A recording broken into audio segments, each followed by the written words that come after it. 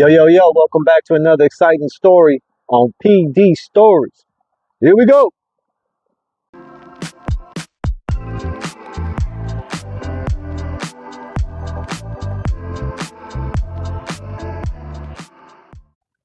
All right. Today we're going to be talking about who I am and why I'm coming to you on this YouTube channel. And basically, I'm a guy who stayed out in LA, California, who was involved in the legal marijuana business. I had a friend who I started selling to here in California. Everything's legal, legitimate. I guess this guy was dealing with some other guys. They were sending that white stuff to New York and other places around the country. I had nothing to do with it. I was the weed man, basically selling weed legally in California. Unbeknownst to me, my so-called buddy partner was having other ideas and other plans he was working with, which got me caught up through years and years of this investigation by NYPD trying to find what was going on, because it ultimately culminated into a murder, a very um, popular and high profile murder in New York City in 2012 above a guy named Brandon Woodward. I'll drop names throughout the stories and introduce you to the defendants now who are doing life sentences. You got one guy for murder and about 3 or 4 other guys life sentences for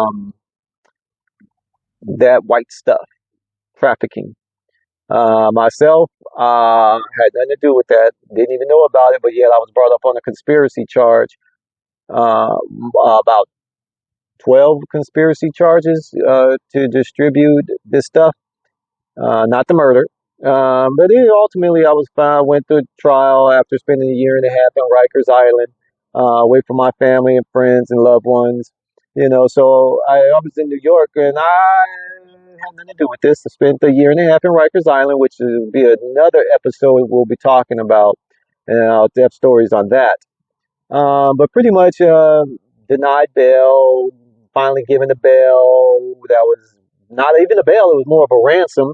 So it basically came down to a choice. Either I can hire a real attorney, or that's what they call them, real attorneys, hire a private attorney, or try to bail out. Well, obviously, I chose the private attorney route, and I wound up being found not guilty, which I should have never been there.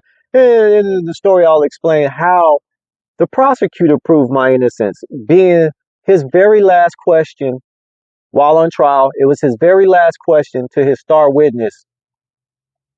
Prior to that, no one even knew me. No one even heard of me. My name was mentioned again by their star witness, who was their snitch.